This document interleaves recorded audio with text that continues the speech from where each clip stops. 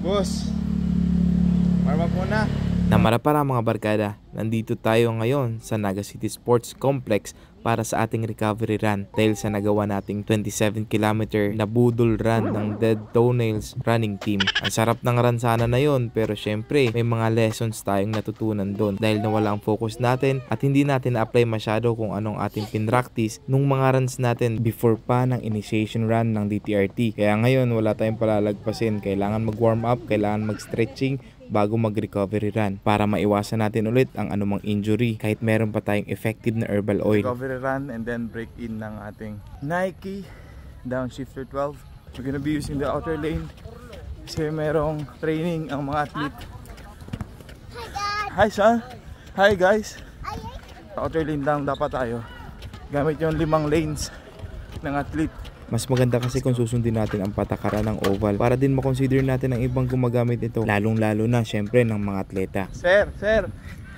Bawal po dyan. Outer lane lang. Isa sa mga pinakagusto ko kapag tumatakbo tayo sa oval kasi nakikita natin yung mga kaibigan natin dati. Minsan yung mga kabatch natin ng elementary at ibang kaibigan na matagal na natin hindi nakakasama. Napakasaya lang kasi nung dati kakasama kayo sa inuman, ngayon sa exercise na. Maganda pa dito kasi pati yung mga anak natin dinadamay na. Pabuhat na. Ano? Mandalagan ka na? Lakaw ka lang talaga? Malako lang to. Okay. 2K. Easy run pero super fun run na to. Sobrang saya talaga kasi kasama yung anak mo, kasama yung asawa mo, kasama yung mga kaibigan mo. Lahat kayo nag-i-enjoy sa takbo at gusto nyo lang maging healthy. Kaya ngayon kung sobrang stress ka, tara nang tumakbo, masaya to. At sigurado magbabago yung mood mo, katawan, pati isipan. Medyo masakit pa yung sapatos.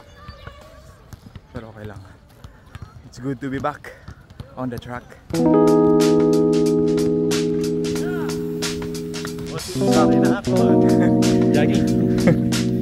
Hi. Suwan sir. Pila ka na sir, nakapila ka na. Parang po. Haro. 1 kilometro.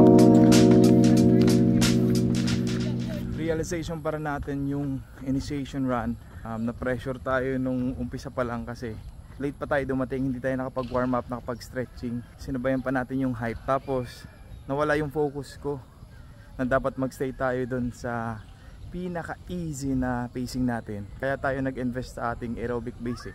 Pero nung takbo na, pagsabayan tayo. Kaya yun, before pa natin ma-hit yung Girl Scout sa Panikwason, paubos na yung energy natin. Kaya binikitodo agad natin.